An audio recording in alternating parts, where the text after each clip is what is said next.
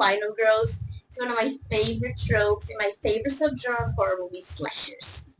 And I also love home invasion movies. That's another subcategory of horror movies that I like, just in case you wanted to know. But before I tell you about the movies, I first want to talk about the final girl as a concept. Wikipedia defines the final girl as the last girl or girls alive to confront the killer. You know, the one left to tell the story. Carol J. Clover was the one to coin the term final girl in her book Men, Women, and Chainsaws, where she analyzed the female representation in horror movies, specifically in slashers. Clover defines a final girl as having these characteristics. She must be the sole survivor of her group, and she must confront the killer. Her survival can boil down to her moral superiority. While analyzing slashers from the 70s and 80s, she noticed that the final girl doesn't have sex. She doesn't do drugs, she doesn't party, she's a perfect little angel. Unlike her friends, usually the dumb bloods, who go out to have sex with their partners and get killed because of it. It's just like Shoemaker said, now that you're no longer a virgin, you gotta die, those are the rules. However, in recent years, that has changed. In Cabin in the Woods, a great horror movie satire, they play a little with the concept of the final girl, and they do it so well. Spoiler alert for the 2011 movie Cabin in the Woods. Five college kids go to a cabin in the woods during school break. We have our main character Dana. She's into studying, school, and also her teacher. Her best friend Jules, who just dyed her hair blonde. Jules' boyfriend, Chris Hemsworth, Kurt, the jock. A friend of his, Jesse Williams, Holden, kind of the nerdy type. And Marty, who arrives with a bong that becomes a copy thermos. So cool. Bong in your father's van? What are you, stoned? We also have an office setting, where people are betting on weird things such as werewolf, alien beast, mutants, merman, giants, Kevin, zombie redneck torture family, etc. The group of students are having fun, they're drinking their alcohol, they're partying, they're playing truth or dare. If you have never have I ever, that's like all of my best friends' parties. Until a trapdoor to the basement opens and Dana is there to go in. They all walk in and there are all these weird artifacts. Each person seems to be a threat to one of them. Until Dana reads a passage in a diary in Latin because of course she knows Latin. And who voted for Zombie Redneck Torture Family? The maintenance team and Ronna the intern. Congratulations! The ritual is about to begin. I guess a more recent example of the genre being flipped on its head is the X trilogy, where the main character is literally a porn star. Now without further ado, here are 5 recent-ish Final Girl trope movies. It's Grace's wedding day. She's finally meeting the family of her now fiancé, Alex, who sees her right before the ceremony begins and once again asks if she really wants to do this and why not just elope. And no, she does not want to elope. And yes, she wants to go through with the wedding. She wants a family, and Alex has a big family. Once the ceremony is over, they are back in the family's mansion where Grace must go through one more thing before becoming officially a member of the Ladomas family. Tony, Grace's father-in-law, explained that his ancestors made a deal with someone called LaBelle to build the family fortune in exchange for the family following a tradition. At midnight on the wedding day, every new member draws a game card from Mr. LaBelle's puzzle box. Once the game is over, they are now Aladomas. Grace pulls out the hide-and-seek card. The children's game? Yeah, the children's game. The family even give her a head start so she can hide since they know the house so well when she doesn't. However, once she leaves, they pick up their weapons and get ready to hunt. Deal with the Devil was made so long ago, most of the new members don't even know if it's true. All they know is that if they want to keep their money, and I guess maybe their lives, they have to capture and get ready to kill poor Grace. Ritual style. All I have to say is, she better hide, cause ready or not, here they come. Harper is putting on makeup. It is Halloween, but also she's covering up the black eye her boyfriend gave her earlier before meeting up with her best friend Bailey to go to a party. Giannis isn't really in the mood for, where they meet up with the rest of the supporting characters who I'm going to name to make my life a little easier telling the story. We've got Evan, Mallory, Nathan, and Angela. They are a group of 6, including Bailey and Harper.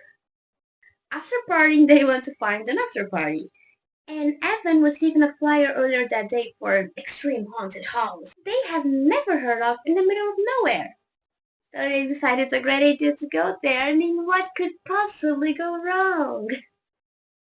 Once inside the house, everything seems quite ordinary. Some skeletons, fake spiderwebs, flashing lights. However, once they enter the next room, they are met with a glass wall, and behind that is someone wearing a witch mask, pulling a body bag, and inside the body bag is a woman screaming for her life. Great acting in this haunted house, I gotta say. They move on and are faced with two paths, safe and not safe, and then the group split into two, with Bailey on the safe side getting her arm slashed after doing what she's told, and Mallory in the unsafe side going missing. Once reunited, they are met with another glass wall, and that very same witch with yet another girl in a body bag, Mallory, who gets impaled in the head by the witch's hot poker. Three young criminals, Rocky, Money, and Alex, have a last stop before getting the money to leave Detroit behind. Rocky wants to go to California and bring her little sister with her to get away from their mother. Money is her boyfriend and he's a weird one.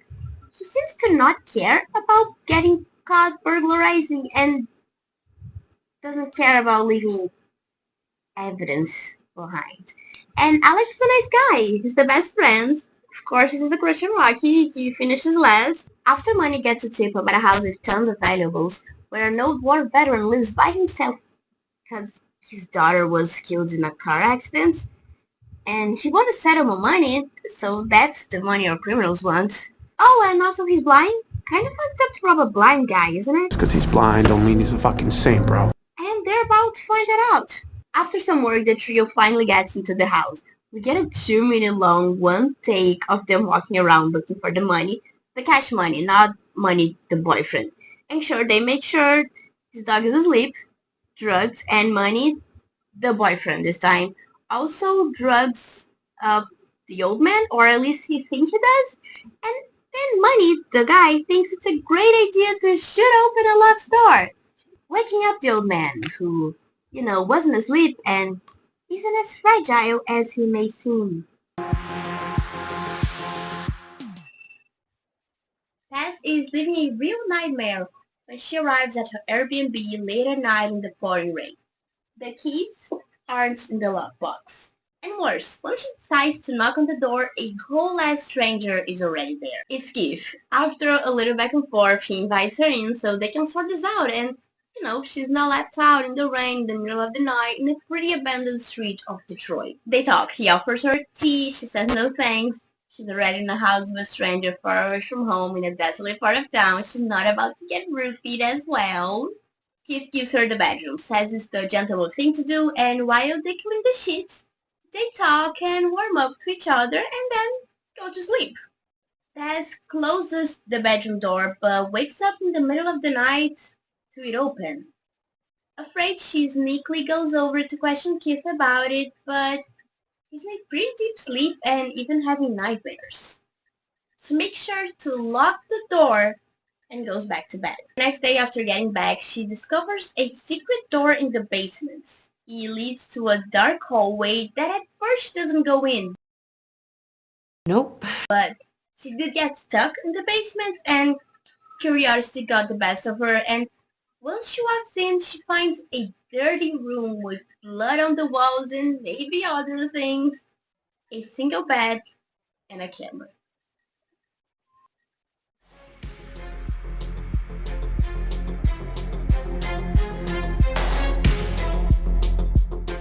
Maddie, a Daphne News bestselling author, is struggling to write her next novel since she's constantly thinking of different endings and where the story can go, but can't seem to actually write it.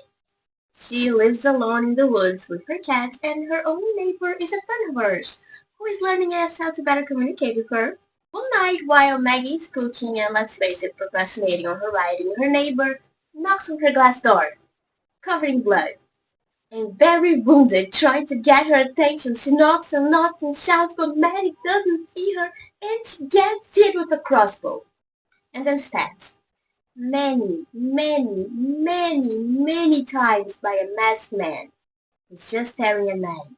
his would-be witness. Once realizing she's deaf and therefore can't hear him, he decides to play with her and make her his next victim. He even gets inside the house, lurks behind her, steals her phone, sends her photo of her that he has just taken of her with her phone, and shows himself through the window. While trying to defend herself, she writes with lipstick on her window, "Won't tell, didn't see face, boyfriend coming home," making him know she wouldn't cause him trouble for him later, since she doesn't even know what he looks like. So what does he do? He takes off his mask while looking at her. So I guess he has to kill her now? I've been Sophia, the final and only girl of this video. If you like this video, if you like scary movies, tell me in the comments below what's your favorite scary movie and subscribe. So this isn't your final video of this girl. Bye.